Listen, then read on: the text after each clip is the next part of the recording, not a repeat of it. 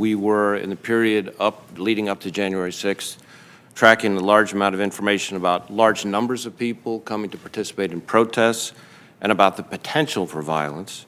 The one specific piece of information that you referred to, the information from our Norfolk field office, has gotten a lot of attention. So this was what's called a situational information report. It was prepared by our Norfolk field office specifically for dissemination. It was, as you noted, raw, unverified, uncorroborated information that had been posted online. And my understanding was that that information was quickly, as in within an hour, disseminated and communicated with our partners, including the U.S. Capitol Police, including Metro PD, in not one, not two, but 3 different ways.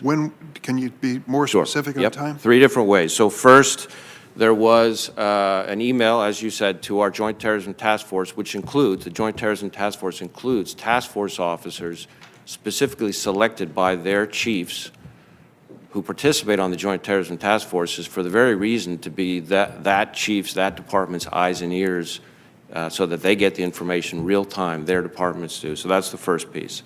Second, in addition to the email, verbally, through the command post briefing that we had, because we had stood up command posts both in the Washington field office and at headquarters, and those command posts included, again, representatives of the relevant agencies, Capitol Police, MPD, et cetera.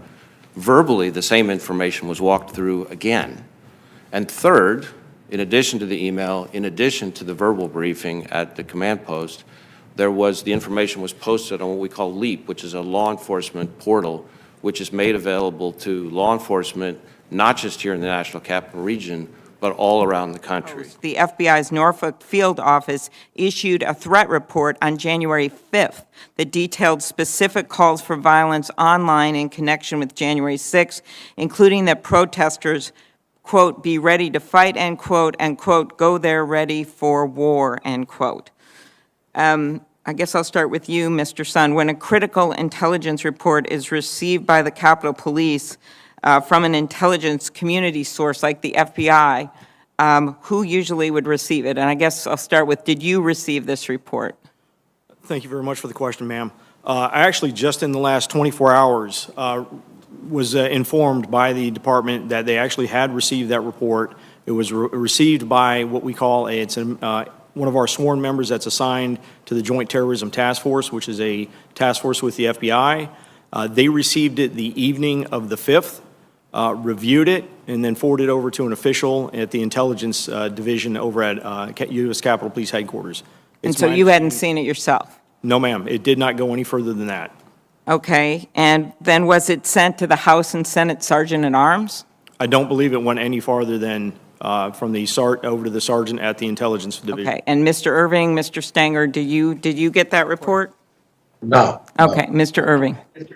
I did not. Okay. But I was struck by the fact that you said the FBI report, and my understanding is that that report had some fairly specific information that was troubling. That you said that report did get sent to the Capitol Police, that it went to the folks in the intelligence department, but then you were not aware of it, which raises a really big question. It's something coming in like that right before an event that I think is significant. It does not get to operational commanders who are there to deal with it. How can that happen? How can you not get that vital intelligence on the eve of what's going to be in a major event? What? Thank you, sir. I know that's something that's going to be looked at. I think that information would have been helpful to be aware of. Again, looking at the information for the first time yesterday, it is strictly raw data. It's raw intelligence information that has come in, seen on a social media post. Lots of people post things on social media that need to be, corroborated and confirmed. So it's coming in as raw data. So please keep that in mind. But I agree. That's something we need to look at. What's the process and how do we streamline that information getting to where it needs to go? Well, I understand it's raw data, but it's the eve of the event. You're not going to have time to do the kind of analysis that you would normally like to do. that is information that has to get to you. So that's clearly a major problem. The Associated Press has learned that top Justice Department officials offered to send the FBI in as backup, but police said they could handle it. The police said they could handle it. The police said they could handle it. The Associated Press has learned that top Justice Department officials offered to send the FBI in as backup, but police said they could handle it.